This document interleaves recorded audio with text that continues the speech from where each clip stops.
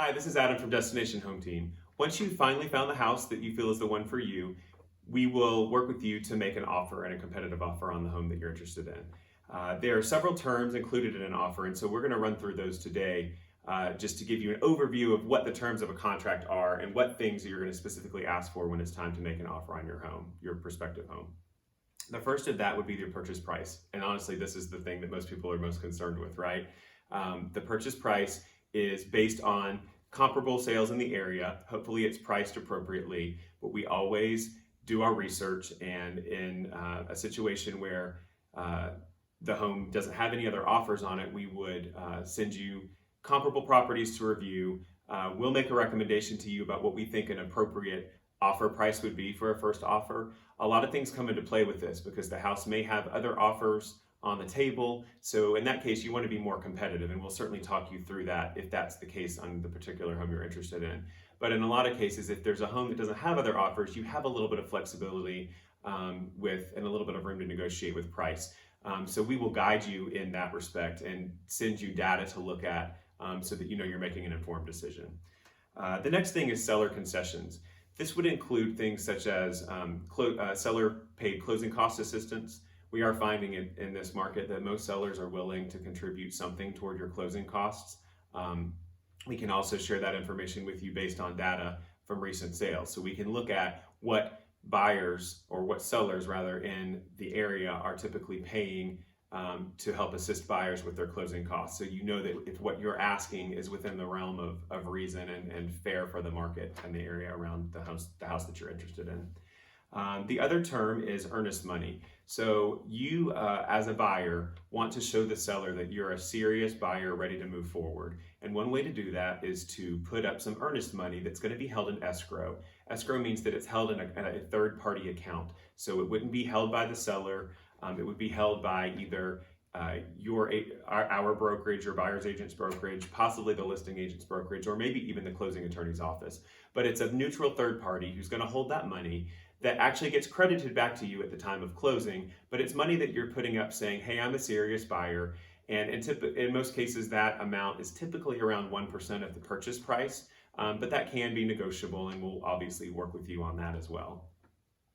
We also have closing date. In most cases, homes can close in 30 days or less. A lot of that depends on your lender and your particular situation. So we always try to check with the lender first to make sure that the time frame that we're putting on for closing on the contract is feasible for them. You may have a specific scenario that might prevent you from closing within 30 days, but we would probably be aware of that already, so we would build our closing date with that in mind. But in most cases, a lender can get you closed in 30 days or less. And we've seen it happen even as quickly as 21 days. So it really does, there is some flexibility there, and depending on your situation and how quickly you're willing to get the lender the information they need when they need it, we can do a fairly quick close, but you can kind of gauge it at basically around a month. We also have a due diligence period. So this is kind of the second round of negotiations. When you make your offer, what you're trying to do is you're just trying to get the house, and you want to get the best price you can at with the most agreeable terms to you. But you do have a period of time after you go binding to have the home inspected, do any research you want about the neighborhood. If you have other questions that might be lingering about the neighborhood or just other particular aspects of the house that you may not have known at the time of your offer, but you were comfortable enough to make an offer, this is the time to kind of research those. We'll have a home inspection. We'll be happy to recommend a home inspector to you and give you some recommendations for good inspectors that we trust. They will come and do a thorough home inspection. They will send you and us a report with outlining every area of the house that they've inspected. We typically encourage buyers to focus on safety and structural issues when they look at their home inspection report. Obviously, a home that's a resale is going to have issues. It's going to have, maybe a roof that's 10 to 15 years old on it. It may have some carpet that's worn. It may have some items that are not current code, but they were code at the time that the house was built. We don't worry too much about those things unless the inspection report reveals that it's going to be a large expense for you in the short term. So we always look at everything that they put on the report, and we try to weigh it against what is normal wear and tear for a house of this age, and what's something that you feel like is very important to you. And like I said, we focus on structural issues, safety issues, and if you find that there's a lot of defects that you weren't visible to you at the time of viewing the house that make you uncomfortable, we can certainly ask the seller to address whatever you're comfortable with. Ultimately, they have to agree. It's a negotiation, but ultimately, if you decide that they're not willing to do everything that makes you comfortable, then you have the ability within this due diligence period to terminate the contract with no penalty. So that's why we have this due diligence period, and we also call it an inspection period. But the important thing to remember is this is a second round of negotiation. So when you make your offer, you don't need to be too concerned with minor things that you might find that are broken, a broken blind, or a room that's not painted the color that you think it needs to be painted, or just some damage to walls, that sort of thing. That can be addressed again in the inspection period. So you have another opportunity to ask for those types of things.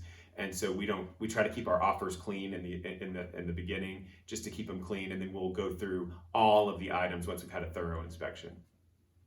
And then another term that you have in your offer is the closing attorney.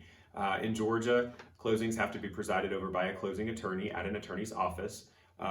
We have closing attorneys that we work with on a regular basis that we feel very comfortable with. We'd be happy to recommend them to you, and and write them into the contract if you're comfortable with that. If you have a relationship with a closing attorney, or you have one that you've used in the past, or maybe a friend or family member who's a closing attorney that you feel comfortable with, we're happy to write them into the contract as well.